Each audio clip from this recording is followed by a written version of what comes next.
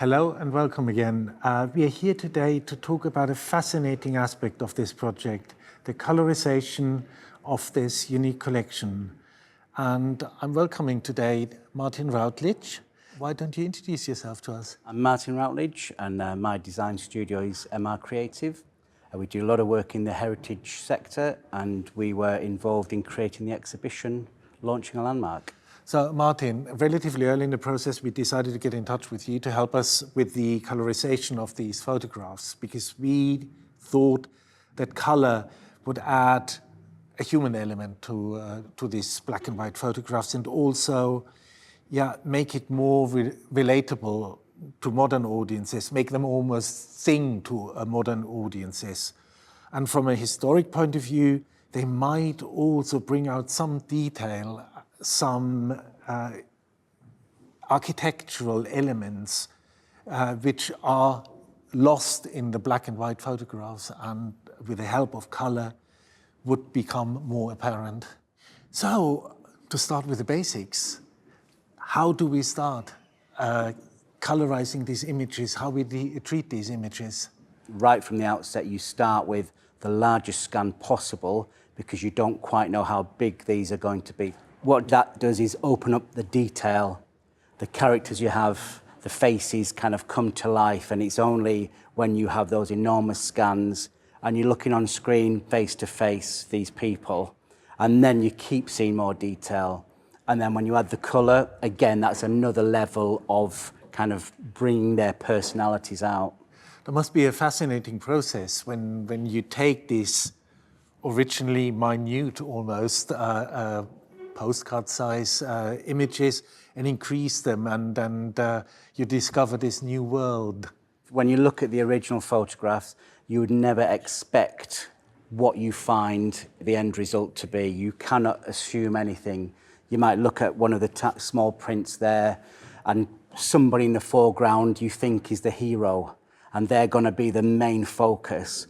And then you have the scan, you go through the whole process, and in the background you see a character who looks actually more interesting and he's talking to his friend who's blurred and at a certain angle, so you can't be sure what is going on, but there's definitely a story there that needs investigating, and that's part of it. So it's continually finding, and especially something like this where the amount of faces, the amount of people and characters just waiting to be brought alive.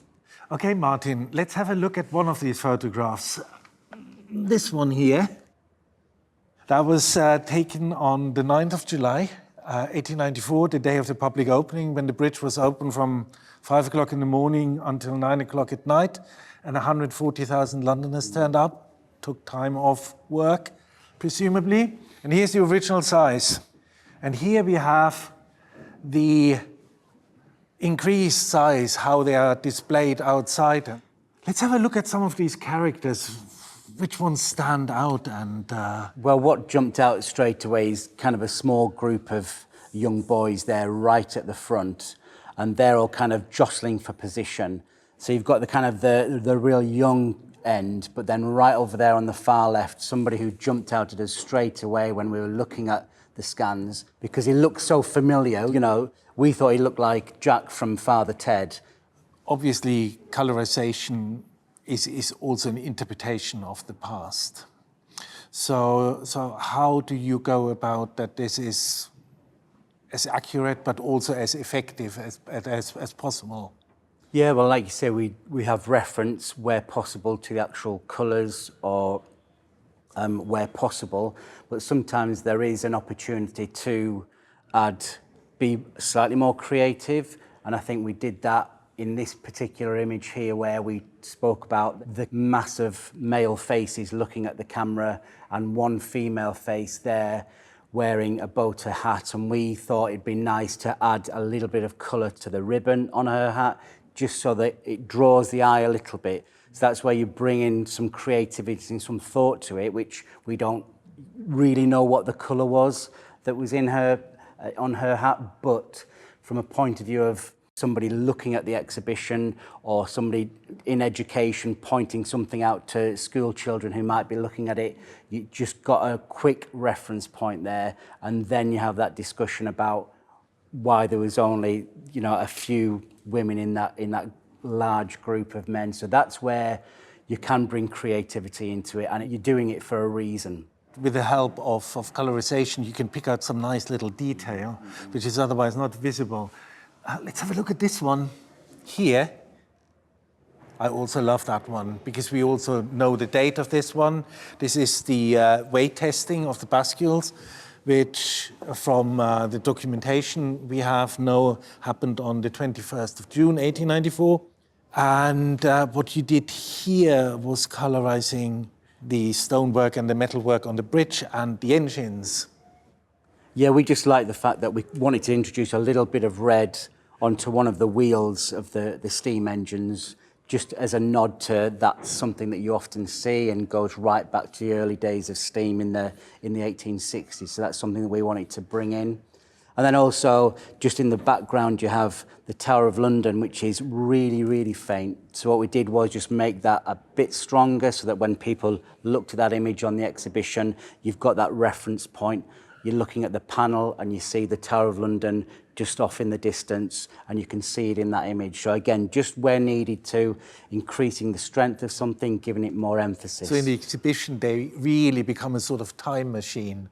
You stand in the same place as the photographer 130 years ago and have the same viewpoint. There's also another little detail I wanted to point out, which you can't see actually, or hardly see on the photograph. Here, this gentleman in the foreground in mid-step, he actually has in his hand a measuring tape which hangs down from his hip and goes all the way along to his colleague on the other side. And that you only discover once you've colorized these photographs. Yeah, most definitely. You just do not see that to the naked eye. When you've got an enormous scan and you're looking at the detail, you're adding that color, then suddenly you have that detail. Because what draws the eye in this particular image, you have one guy in the foreground with his white coat. So he tends to attract the eye, and some of the other detail is kind of lost a little bit. So it's only later on when you're looking at those enormous scans, looking at those pixels and seeing the detail and then adding the colour and then taking it from there to the next stage. Fascinating. Another question which always occurs to me, are we using artificial intelligence? Because you read a lot about this, using artificial intelligence in creating pictures from the past, but also colorizing images of the past. Have you used artificial intelligence in this process as well? Yeah, we do use it. It gives us a good start, to be honest. It kind of gives a base color to the images, but then you're still very reliant on skill and experience to take it and make the colors what they really should be.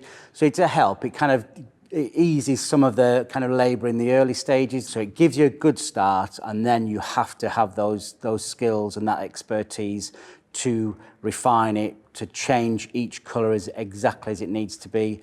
So Martyn, having looked at these pictures, how difficult was it to scale them up from this to that?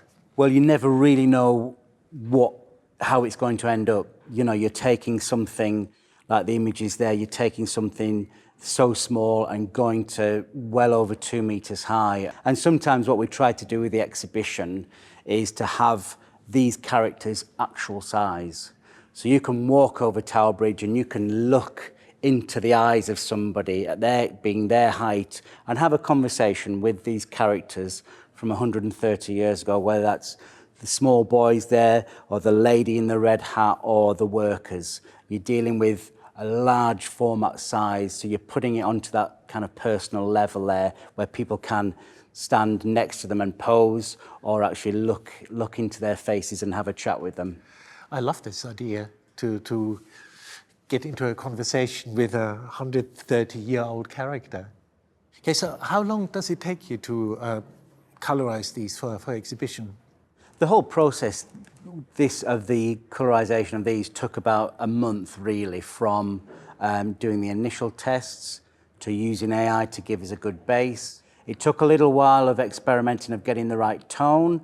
And then when we have, like any process, when you have one master, that was kind of our guide. and that was getting the colour of the stonework right, and getting the colour of the steel right, and the correct kind of brown tone that we wanted, and also the floor of the bridge. Then you have a starting point, and each one has all its different challenges. Each one might take longer than the other. Certainly the one with lots and lots of faces takes a little bit more time than one where you've just got one or two characters stood on the bridge. So thank you, Martyn, for your time here today, and thank you for your work on the exhibition, launching a landmark, the Unseen Opening Weeks.